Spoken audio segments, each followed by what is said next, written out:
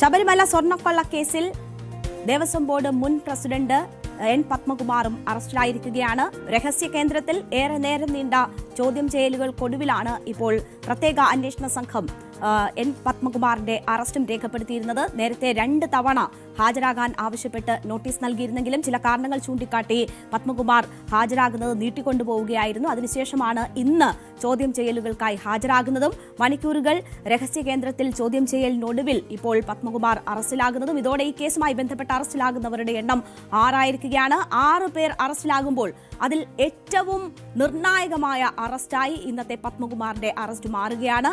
മുൻ MLA ആണ്. ഒപ്പം CPM പത്തനംതിട്ട ജില്ലാ കമ്മിറ്റി അംഗമാണ് പത്മകുമാർ. ഒരു മുതിർന്ന നേതാവ്, പാർട്ടി നേതാവ് തന്നെ ഈ വിഷയവുമായി ബന്ധപ്പെട്ട് അറസ്റ്റിലേക്ക് വരുന്നു എന്നത് CPMനെ സംബന്ധിച്ച് വളരെ പ്രതിരോധത്തിലാക്കുന്ന കാര്യമാണ്. ഒപ്പം സർക്കാരിനെ സംബന്ധിച്ചും വലിയ രീതിയിൽ ഈ സ്വർണ്ണക്കൊള്ള കേസിൽ പ്രതിരോധത്തിലാകുന്ന ഒരു സാഹചര്യമാണ് പത്മകുമാറിന്റെ അറസ്റ്റോടുകൂടി സംജാതമായിരിക്കുന്നത്. ഇതുമായി ബന്ധപ്പെട്ട് എന്തൊക്കെയാണ് പത്മകുമാറിന് മേൽ ചുമത്തപ്പെട്ടിട്ടുള്ള ഇപ്പോഴത്തെ ഈ കേസിലേക്ക് അറസ്റ്റിലേക്ക് നീക്കിയ കാര്യങ്ങൾ എന്ന് ചോദിച്ചാൽ ദേവസ്വം ബോർഡിന്റെ അറിവോടുകൂടിയാണ്, അന്ന് ദേവസ്വം ബോർഡ് പ്രസിഡന്റായിരുന്ന പത്മകുമാറിന്റെ അറിവോടുകൂടിയാണ് കട്ടിളപ്പാളികൾ അവിടെ നിന്ന് നീക്കം ചെയ്യുന്നത് എന്നതാണ് ഏറ്റവും പ്രധാനപ്പെട്ട ഒരു നിരീക്ഷണമായി ഈ പ്രത്യേക അന്വേഷണ സംഘം കണ്ടെത്തുന്നത്. നേരത്തെ എൻ വാസുവിന്റെ റിമാൻഡ് റിപ്പോർട്ടിൽ ഉൾപ്പെടെ എന്താണ് അന്നത്തെ ദേവസ്വം ബോർഡിന്റെ പങ്ക് എന്നത് ചൂണ്ടിക്കാണിച്ചിരുന്നതാണ്, ദേവസ്വം ബോർഡിനെ പ്രതിസ്ഥാനത്ത് ആക്കിയിരുന്നതാണ്. അതിനെ തുടർന്നാണ് ഇപ്പോൾ ഈ അറസ്റ്റിലേക്ക് കാര്യങ്ങൾ നീങ്ങുന്നത്. ചെമ്പുപാളി എന്ന് രേഖപ്പെടുത്തി സ്വർണ്ണപ്പാളികൾ നീക്കം ചെയ്യുമ്പോൾ ആ തിരുത്ത് വന്നത് അതുപോലെ തന്നെ ദേവസ്വം ബോർഡ് അംഗീകരിക്കുന്ന ഒരു സാഹചര്യമായിരുന്നു ഉണ്ടായിരുന്നത്. അതാണ് ഇപ്പോൾ ഈ ഒരു അറസ്റ്റിലേക്ക് കൂടി നയിച്ചിരിക്കുന്ന കാര്യം. എന്നാൽ ഏതെങ്കിലും ഒരു ധാർമ്മികമായ ഉത്തരവാദിത്വത്തിന്റെ പേരിൽ ഉണ്ടായിട്ടുള്ള അറസ്റ്റാണോ ഇത് എന്ന് ചോദിച്ചാൽ അങ്ങനെയല്ല എന്ന് കൂടി നമ്മൾ കാണണം. കാരണം ഈ കേസിലെ മുഖ്യപ്രതി ഉണ്ണികൃഷ്ണൻ പോറ്റിയാണ്. ആ ഉണ്ണികൃഷ്ണൻ പോറ്റിയുമായി ദേവസ്വം ബോർഡ് പ്രസിഡന്റായിരുന്ന പത്മകുമാറിന് ഉണ്ടായിരുന്ന ബന്ധം സംബന്ധിച്ച് പല തരത്തിൽ SIT ഇതുമായി ബന്ധപ്പെട്ടുള്ള വിവരശേഖരണം നടത്തിയിട്ടുള്ളതാണ്. ഉണ്ണികൃഷ്ണൻ പോറ്റിക്ക് എല്ലാ വിധത്തിലുമുള്ള സ്വാതന്ത്ര്യം അവിടെ അനുവദിച്ചു കൊടുത്തിട്ടുണ്ട് എന്നത് കണ്ടെത്തിയിട്ടുള്ളതാണ്. അതിന് നേതൃത്വം നൽകിയത് പത്മകുമാറാണ്. വഴിവിട്ട എല്ലാ സഹായങ്ങളും നൽകിയിട്ടുള്ളത് പത്മകുമാറിന്റെ നേതൃത്വത്തിലാണ്, അന്ന് ദേവസ്വം ബോർഡ് പ്രസിഡന്റായിരുന്ന പത്മകുമാറിന്റെ നേതൃത്വത്തിലാണ് എന്നതും വ്യക്തമായിട്ടുള്ള ഒരു സാഹചര്യമാണ്. അപ്പോൾ ഏതെങ്കിലും തരത്തിൽ അന്ന് ദേവസ്വം ബോർഡ് പ്രസിഡന്റ് ആയിരുന്നു എന്നതിന്റെ ധാർമ്മിക ഉത്തരവാദിത്വത്തിന്റെ പേരിലല്ല ഇപ്പോൾ ഈ അറസ്റ്റിലേക്ക് കാര്യങ്ങൾ നീങ്ങിയിരിക്കുന്നത്. മറിച്ച് ഈ തട്ടിപ്പിലെ പ്രധാനികൾ അവരുമായുള്ള കൃത്യമായ ബന്ധത്തിന്റെ അടിസ്ഥാനത്തിൽ തന്നെയാണ് ഇപ്പോൾ ഈ അറസ്റ്റിലേക്ക് കാര്യങ്ങൾ നീങ്ങിയിരിക്കുന്നത്. ഉണ്ണികൃഷ്ണൻ പോറ്റിയുമായി നടത്തിയിട്ടുള്ള സാമ്പത്തിക ഇടപാടുകൾ ഉൾപ്പെടെയുള്ള കാര്യങ്ങളിൽ കൃത്യമായ നിരീക്ഷണങ്ങൾ, പരിശോധനകൾ SITയുടെ നേതൃത്വത്തിൽ നടന്നു വരുന്നു എന്ന ഒരു സാഹചര്യം കൂടി ഇതുമായി ബന്ധപ്പെട്ട് ഉണ്ട്. എൻ വാസുവിന് പിന്നാലെയാണ് തിരുവിതാംകൂർ ദേവസ്വം ബോർഡിന്റെ മറ്റൊരു പ്രസിഡന്റ് കൂടി ഈ കേസിൽ അറസ്റ്റിലാകുന്നത് എന്ന സാഹചര്യം നമ്മൾ കാണണം. 2019 ദേവസ്വം ബോർഡ് പ്രസിഡന്റായിരുന്ന പത്മകുമാറിനെയാണ് ഇപ്പോൾ അറസ്റ്റിലാക്കിയിരിക്കുന്നത്. നേരത്തെ ദേവസ്വം ബോർഡിന്റെ പ്രധാനപ്പെട്ട സ്ഥാനങ്ങളിൽ ഉണ്ടായിരുന്ന മുരാരി ബാബു, വാസു, സുധീഷ് തുടങ്ങിയ ആളുകൾ അറസ്റ്റിലായിരുന്ന ഒരു സാഹചര്യം നമ്മൾ കണ്ടതാണ്. അപ്പോൾ ഏറ്റവും ഉത്തരവാദിത്തപ്പെട്ട സ്ഥാനങ്ങളിൽ ഇരുന്നവർക്ക് ഈ കൊള്ളയുമായി ബന്ധപ്പെട്ടുള്ള പങ്ക് എന്ത് എന്നത് സംബന്ധിച്ചുള്ള വിവരങ്ങളാണ് ഇപ്പോൾ പുറത്തു വന്നുകൊണ്ടിരിക്കുന്നത്.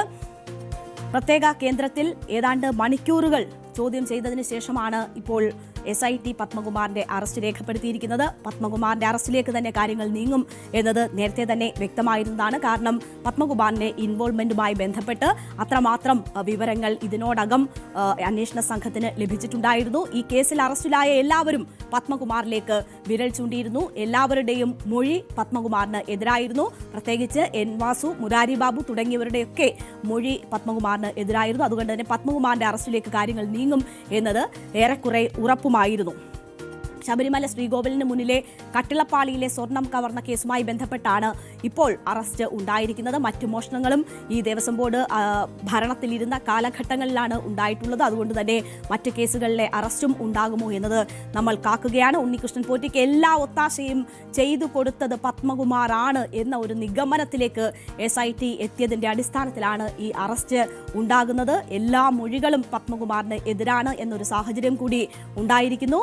ശബരിമല സ്വർണ്ണക്കൊള്ള കേസിൽ നേരത്തെ അറസ്റ്റിലായവരുടെ മൊഴികളെല്ലാം പത്മകുമാറിന് എതിരെ എന്ന് പറയുമ്പോൾ അവരുടെ ഉത്തരവാദിത്വം അല്ലെങ്കിൽ അവർ ഈ കേസുമായി ബന്ധപ്പെട്ടു ചെയ്തിട്ടുള്ളതെല്ലാം പത്മകുമാറിന്റെ കൂടി നിർദ്ദേശത്തിന്റെ അടിസ്ഥാനത്തിലാണ് എന്ന ഒരു നിഗമനത്തിലേക്കാണ് കാര്യങ്ങൾ എത്തുന്നത്. അവരുടെയൊക്കെ മൊഴികൾ ആ വിധത്തിലുള്ളതാണ്. അപ്പോൾ അതിൽ ഏറ്റവും പ്രധാന ഉത്തരവാദിത്വം എന്നത് ദേവസ്വം ബോർഡ് പ്രസിഡന്റായിരുന്ന പത്മകുമാറിലേക്ക് എത്തുന്നു എന്നതാണ് നമ്മൾ കാണേണ്ടത്.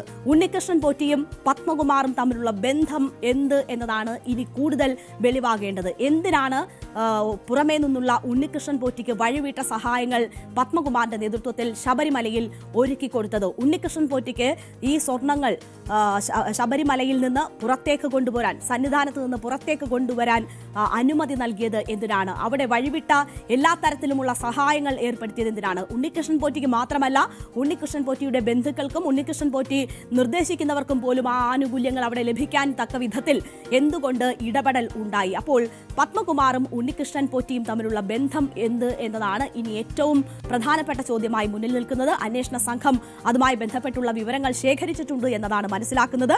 ഉണ്ണികൃഷ്ണൻ പോറ്റിയുമായി സാമ്പത്തിക ഇടപാടുകളും പത്മകുമാറിനുണ്ടായിരുന്നു എന്നത് സംബന്ധിച്ചുള്ള വിവരങ്ങൾ വരുന്നുണ്ട്. ഇതുമായി ബന്ധപ്പെട്ടും SIT വിശദമായിട്ടുള്ള അന്വേഷണങ്ങൾ ആരംഭിച്ചിട്ടുണ്ട്.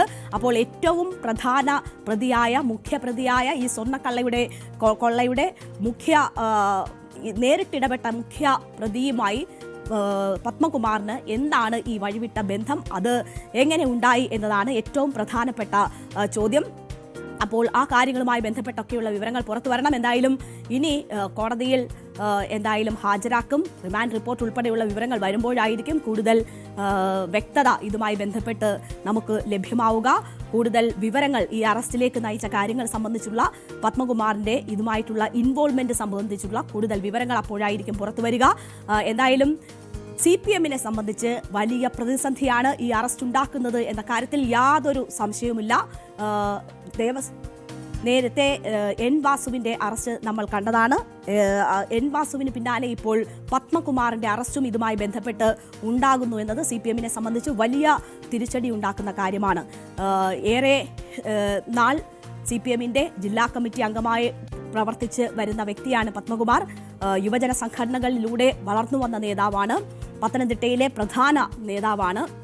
അങ്ങനെ ഒരു നേതാവ് ഈ സ്വർണ്ണക്കൊള്ളയിൽ അറസ്റ്റിലാകുമ്പോൾ എന്ത് പറഞ്ഞ് CPM-നെ ന്യായീകരണം ഉന്നയിക്കും എന്നതാണ് നമുക്ക് കാണേണ്ടത്. ഇതുവരെ അന്വേഷണത്തിന് എല്ലാവിധത്തിലുമുള്ള സഹായങ്ങൾ ചെയ്യുന്നു എന്നതാണ് ഇതുവരെ ഉണ്ടായിട്ടുള്ള എല്ലാ അറസ്റ്റിലും CPM നേതാക്കളുടെ പ്രതികരണമായും ഒപ്പം തന്നെ സർക്കാരിന്റെ ഭാഗമായി നിൽക്കുന്നവരുടെ പ്രതികരണവുമായും വന്നിട്ടുള്ളത്. കുറ്റം ചെയ്തവർ നിയമത്തിന് മുന്നിൽ കൊണ്ടുവരും എന്നതാണ് ഇതുവരെ പുറമേക്ക് സർക്കാർ പ്രതിനിധികൾ പറഞ്ഞുകൊണ്ടിരുന്ന കാര്യം. പക്ഷേ നമുക്കറിയാം, ഇത് കോടതിയുടെ മേൽനോട്ടത്തിൽ നടക്കുന്ന ഒരു അന്വേഷണമാണ്.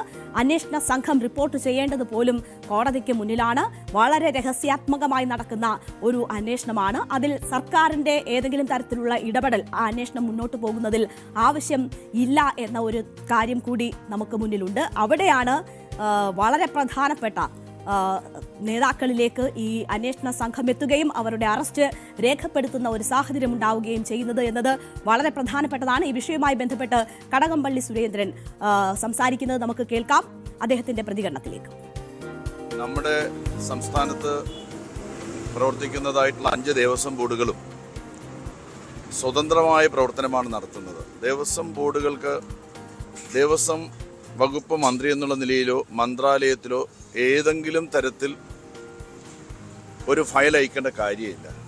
ദേവസ്വം ബോർഡ് എടുത്തിട്ടുള്ള ഒരു തീരുമാനവും ഗവൺമെൻറ്റിൻ്റെ അറിവോടെയല്ല, ഗവൺമെൻറ്റിന് താല്പര്യമുള്ള വിഷയമല്ല.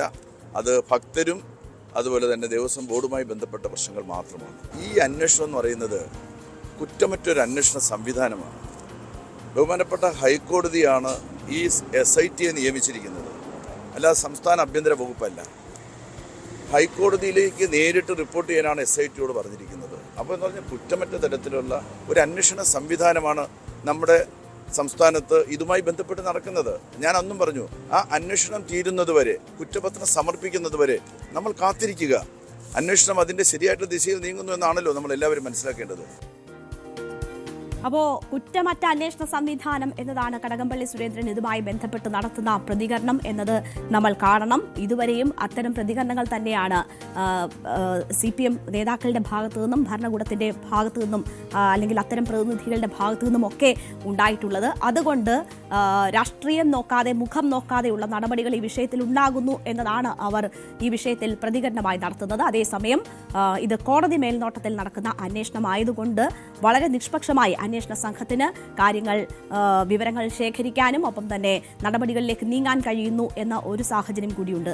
നോക്കൂ, ഇവിടെ ഈ വിഷയവുമായി ബന്ധപ്പെട്ട് ആരോപണ നിഴലിലായിരുന്ന ഓരോ ഘട്ടത്തിലും പത്മകുമാറിന്റെ പ്രതികരണങ്ങൾ തേടുമ്പോൾ താൻ മാത്രമായി ഒന്നിനും ഉത്തരവാദിയാകില്ല, മറ്റാരിലേക്കോ വിരൽ ചൂണ്ടുന്ന തരത്തിലുള്ള പല പ്രതികരണങ്ങളും പത്മകുമാറിന്റെ ഭാഗത്തു നിന്നും ഉണ്ടായിട്ടുള്ളത് നമ്മൾ കണ്ടിട്ടുള്ളതാണ്. ഇനി പത്മകുമാറിനെ SIT വിശദമായി ചോദ്യം ചെയ്യുകയാണ്. ആരുടെയൊക്കെ പേർ പത്മകുമാറിൽ നിന്ന് പുറത്തേക്ക് വരുന്നു, ആരുടെയൊക്കെ നിർബന്ധത്തിന് വഴങ്ങിയാണ് അല്ലെങ്കിൽ ആരുടെ പ്രേരണയാലാണ് ശബരിമലയിൽ അന്ന് നടന്ന തട്ടിപ്പിന് കൂട്ടുനിൽക്കേണ്ടി വന്നത്, അല്ലെങ്കിൽ മറ്റാരുടെയെങ്കിലും ഇടപെടൽ ഉണ്ടായിരുന്നോ തുടങ്ങിയ കാര്യങ്ങൾ വളരെ പ്രസക്തമാണ്. അത്തരം സൂചനകൾ പത്മകുമാർ നേരത്തെ മാധ്യമങ്ങൾക്ക് മുന്നിൽ നൽകിയിരുന്ന സാഹചര്യത്തിലാണ് അത്തരം സംശയങ്ങൾ വീണ്ടും ജനിക്കുന്നത്. അപ്പോൾ ചോദ്യം ചെയ്യലിൽ എന്തൊക്കെ കാര്യങ്ങൾ പത്മകുമാർ പറയുന്നു എന്നത് ഇനി വളരെ പ്രധാനപ്പെട്ടതാണ്. പത്മകുമാറിൽ അവസാനിക്കുമോ ഈ അറസ്റ്റ്, അതോ ഇതിലും വലിയ സ്രാവുകൾ ഇതിന് പിന്നിലുണ്ടോ, അവരിലേക്ക് അന്വേഷണം എത്തുമോ എന്നതൊക്കെയാണ് ഇനി വളരെ നിർണായകമായിട്ടുള്ള ഘടകങ്ങൾ. എന്തായാലും ഇത് വളരെ പ്രധാനപ്പെട്ട ഒരു അറസ്റ്റാണ്. ഈ ശബരിമലയിലെ സ്വർണ്ണക്കൊള്ളയുമായി ബന്ധപ്പെട്ട് ഇന്നുണ്ടായിരിക്കുന്നത്. ദേവസ്വം ബോർഡിന്റെ ഏറ്റവും പ്രധാനിയായിരുന്ന ദേവസ്വം ബോർഡ് പ്രസിഡന്റാണ് അറസ്റ്റിലായിരിക്കുന്നത്. ദേവസ്വം ബോർഡിൽ ശരിയായ വിധത്തിൽ കാര്യങ്ങൾ നടക്കുന്നുണ്ടോ എന്ന് നോക്കാനും അത് ആ രീതിയിൽ ഉറപ്പുവരുത്താനും ബാധ്യതയുള്ള വ്യക്തിയാണ് അറസ്റ്റിലായിരിക്കുന്നത്. അവരുടെയൊക്കെ നേതൃത്വത്തിലാണ് തട്ടിപ്പ് നടന്നത് എന്നത് അതിലെ ഭരണപരമായ വീഴ്ചയിലേക്ക് കൂടി കാര്യങ്ങൾ കൊണ്ടുചെന്ന് എത്തിച്ചിരിക്കുകയാണ്. നമുക്കറിയാം, നിർണായകമായ 2 തെരഞ്ഞെടുപ്പുകൾ വരാനിരിക്കുന്ന സമയത്താണ് ദേവസ്വം ബോർഡിന്റെ പ്രസിഡന്റായിരുന്ന വ്യക്തി ഉൾപ്പെടെ അറസ്റ്റിലാകുന്ന സാഹചര്യം. അതും സംസ്ഥാനത്തെ അല്ലെങ്കിൽ ഒരുപക്ഷെ രാജ്യത്ത് തന്നെ ഏറ്റവും പ്രധാനപ്പെട്ട ഒരു ക്ഷേത്രവുമായി ബന്ധപ്പെട്ട് നടന്ന കൊള്ളയിൽ അറസ്റ്റിലാകുന്നു എന്നൊരു സാഹചര്യം ജനിപ്പിച്ചിരിക്കുന്നത്. ഇത് വളരെ രാഷ്ട്രീയമായി കൂടി പ്രത്യാഘാതം ഉണ്ടാക്കുന്ന ഒരു സാഹചര്യമാണ്. ഇനി ആരൊക്കെ എന്നതാണ് ഏറ്റവും പ്രധാനമായി ഇനി ഉയരുന്ന ചോദ്യം. റിമാൻഡ് റിപ്പോർട്ട് ഉൾപ്പെടെ കൂടുതൽ വിവരങ്ങൾ വരുമ്പോൾ SIT പത്മകുമാറിൽ നിന്ന് വിവരങ്ങൾ ശേഖരിക്കുമ്പോൾ ആരൊക്കെ കുടുങ്ങും എന്നതാണ് ഇനി അറിയേണ്ടത്.